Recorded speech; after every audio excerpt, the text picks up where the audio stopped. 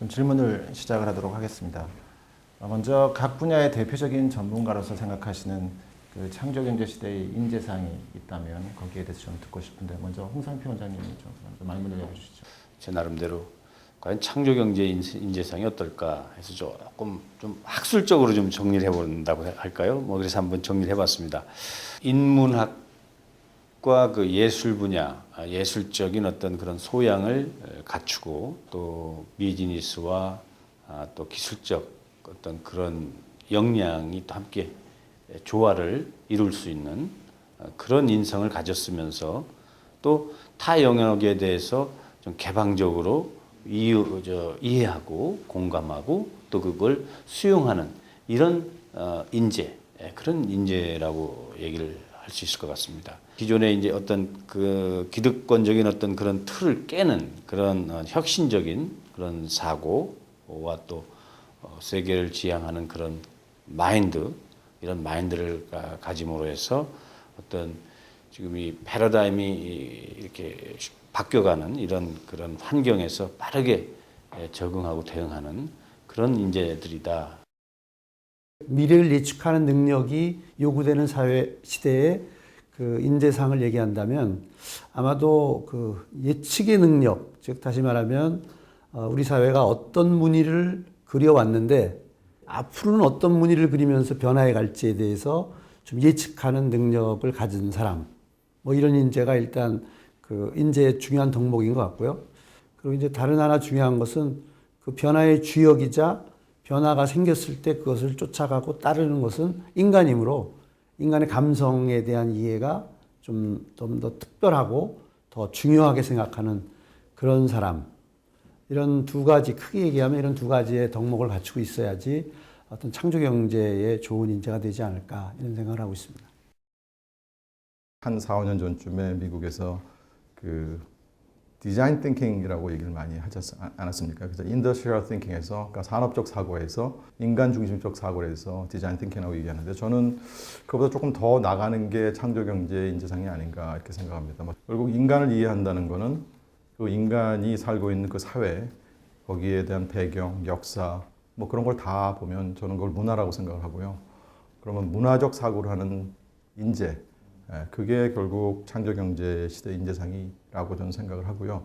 그리고 그 얘기는 그 문제 해결 중심의 사고이기 때문에 그게 특별히 어떤 제품을 만들기 위한 공학적 기술에서 머무르는 것이 아니고 그것이 실질적으로 쓰였을 때 사회적인 파급 효과, 그 쓰는 사람들이 어떻게 쓸 것인가, 그것이 즐거움을 주도록 하려면 어떻게 할 것인가 하게 되기 때문에 사회학에 대해서도 알고 있어야 되고 인문학적 아까 총장님 말씀하셨지만 감성 부분도 굉장히 중요한 지금 그 가치로 나타나고 있어서 인문학적인 사고, 예술적인 부분에 다양한 형태의 경계 뛰어넘기를 할 수 있는 사람이 진정한 창조경제의 인재상이 아닌가 저는 그렇게 생각하고 있습니다. 다음 질문 드리겠습니다. 창조경제 시대에는 다양한 장르나 그 또 콘텐츠 간 접목이 일어나고 있는데요. 따라서 이제 한 분야만의 전문가가 아니고 다양한 콘텐츠를 아울러 사고하고 개방적이고 융합적인 그런 작업을 하는 창의적 융합 인재상이 중요해질 것으로 봅니다. 이런 융합 인재를 양성하기 위한 교육 목표나 철학이 무엇이며 현재 또 진행 중인 융합 교육 프로그램이나 프로젝트가 어떤 것이 있는지 말씀해 주시면 고맙겠습니다. 박청장님. 저희는 전문예술가 교육이라고 하는 아주 중요한 축이 있기 때문에 예를 들어서 바이올린 하는 친구에게 바이올린의 아주 심화된 교육까지 시킵니다. 하지만 그 바이올린이라고 하는 것 외에 다른 우리나라의 악기 현인 뭐 해금이라든가 혹은 뭐 무대 미술이라든가 디자인이라든가 이런 예술의 기본적인 파운데이션을 좀 확장시켜주는 기초교육을 좀 열심히 합니다. 그럼으로써 세계적인 바이올리니스트가 되고 그다음에 세계적인 그 화가가 됐을 때 그가 갖고 있는 예술에 대한 인식의 폭이 바탕에서부터 넓은 걸 갖고 있음으로써 빠르게 변화하는 세상에 언제든지 자기의 예술의 표현의 방식들이 거기에 적용될 수 있고 변화를 이끌어갈 수 있는 어떤 그 선도적인 예술가가 되기 위해서 그래서 파운데이션 교육을 밑에 바탕은 융복합으로 하되 전문예술가 교육을 한다라고 하는 한 축이 있고요. 또 다른 한 측면에서는 그 자기가 그렇게 하고 싶어도 그 다른 예술 분야를 넘나들 수 있는 그런 생태계가 형성돼 있지 않으면 사실은 힘듭니다. 학생들이 예를 들면 커리큘럼도 들을 수 있는 시간이 맞아야 되고 뭐 이런 조건들이 환경들이 만들어져야 되는데 그를 위해서 저희는 다른 비전공 학생들이 듣고 싶은 교과목을 그들을 위한 교과목으로 따로 개설을 합니다. 그래서 전문가와 비전문가가 같은 예술에 대한 인식을 밑에서는 같이 가질 수 있게 해주는 교육의 방향성 이런 것들을 가지고 저희는 이제 교육을 하고 있습니다. 네, 지금 박 총장 말씀 들으니까 저희 문화기술대학원에 하는 교육 목표하고 굉장히 유사한데 이제 다만 다른 점은 한예종은 박 총장이 말씀하신 것처럼 그 전문적인 예술인을 키우는 반면 저희는 아무래도 카이스트 자체가 아까도 말씀드린 것처럼 이공계 학교, 그 기술, 문화 기술이라는 그 목표를 삼고 있기 때문에 그런 창의적인 분들을 어떻게 하면 보다 더 창의적으로 표현을 할 수 있을까 하는 쪽에 기술적인 측면을 저희는 바라본다고 생각할 수 있다고 봅니다. 그래서 저희들의 그 교육 목표는 뭐냐면 최근에 이제 정리를 조금 많이 해가고 있는데 그 총장이 말씀하셨던 그런 문화 원형 자체가 지금 현재의 많은 우리나라 같은 경우에는 소비재로서 끝나는데 그거 자체가 지속적으로 다른 형태의 산업으로 이끌어질 수 있는 창조자로서 변화시키는 그걸 일단 먼저 목표로 하고요. 그리고 또 그러한 순환고리가 지속적으로 이룰 수 있는 생태계를 구축할 수 있는 기반 기술 연구하는 것을 저희 교육 목표로 삼고 있습니다. 그래서 저희도 몇 가지 시도한 것들이 있습니다.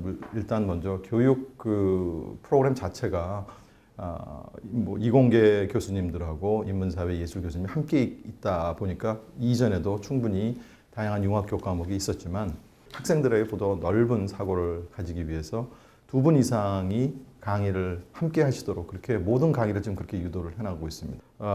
그래서 저희들이 좀 만들었던 새로운 융합 프로젝트는 이런 것들이 있습니다. 예를 들면 스토리 공학. 그 스토리 자체 만드는 과정부터 주변의 여러 사람, 그 다음에 특히 관객의 피드백 이런 부분들을 하나의 체계화할 수 있는 그런 공학 얘기도 할 수 있고요. 또 그런 스토리를 풀어나가는 것도 저희가 봤을 때는 전시든지 공연이든지 이런 것도 전부 다 스토리를 풀어나가는 거라고 생각을 하고 있습니다. 이제 거기에 뭐 그래픽스 기술이라든지 아까 무대도 말씀하셨고 무대 할 때 디스플레이 기술, 그다음에 음향 기술 이런 분들이 다 어울러서 하는 종합 예술이라고 저는 생각을 해요. 근데 거기가 단순히 한 번 공연하고 끝나는 것이 아니라 그것이 계속 축적되고 시스템화하고 날리지 베이스화 할 수 있는 형태로 하는 것 형태의 그런 프로젝트를 지금 저희들이 좀 진행을 하고 있습니다. 홍 원장님 혹시 그 콘텐츠님원에서 하고 있는 프로그램 같은 것들은 어떤 것들이 있습니까? 여러 가지가 있지만은 간단하게 뭐 한두 가지만 말씀드리면은 역시 우리가 지금 이와 관련해서 하는 지원 프로그램 중에는 창의 인재 동반 사업이라는 그 제 사업이 있습니다. 그래서 이게 저희들 어떻게 보면 창의 인재 측면에서는 이게 대표적인 사업인데요.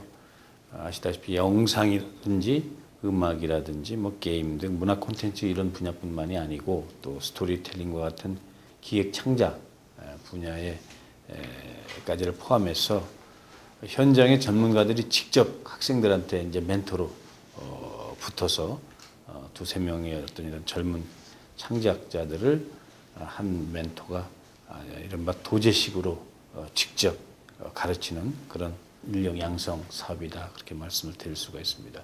이 사업은 멘티가 한 240명 정도를 한 기에 모집을 해서 한 100명 정도 되는 멘토, 전문가 멘토들이 8개 플랫폼 지원 기관을 통해서 도제식으로 창의 숙성 과정을 거쳐서 각자 그 교육생들이 프로젝트를 완성해가는 그런 과정입니다.